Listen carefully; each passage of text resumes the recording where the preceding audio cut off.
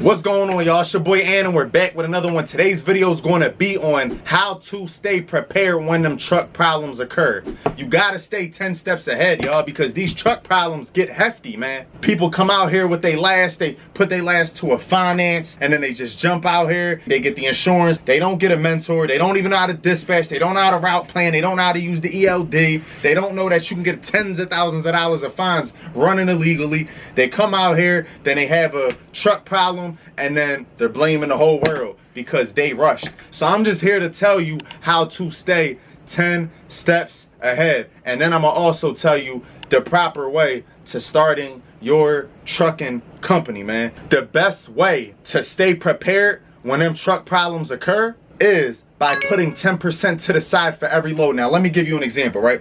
I got this truck that I cashed out on last year, right?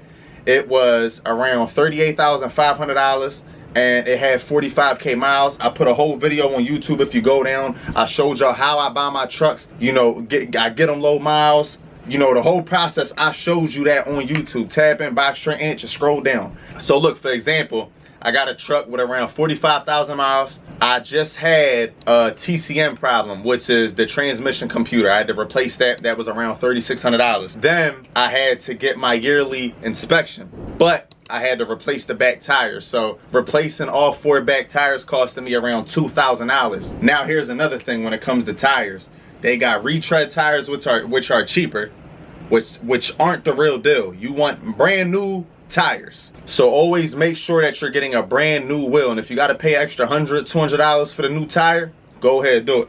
So this specific truck is at 130,000. I got it around 45,000 miles, something like that. It is an M2 Freightliner with an Allison transmission and a Cummins engine. I always do my oil changes around 10 to 15,000 miles. Some people wait until 20 to 25,000 miles. Me personally, I do it every 10 to 15,000 miles. I always change the fuel filter. I always change the cabin filter. I always change the engine filter. And I always do my preventative maintenance. Every day I make sure my driver walks around the truck just in case he notices any problems to avoid mobile mechanics. I keep scanners in my truck like the Zorg ZR HD1, so that way if I ever break down, I might just need to do a regen. Why pay a mobile mechanic $600 to $1,000, sometimes $1,500 if you're in the middle of nowhere, to come out, hook their scanner up, do a regen when you could just do that yourself. Zorg ZR HD1, they're at Harbor Freight for $350 to $400. Thank me later. It's going to save you tens of thousands of dollars. I had to break down over 10 times and waste over $10,000 in mobile mechanics to learn this kind of information that I'm giving y'all for free.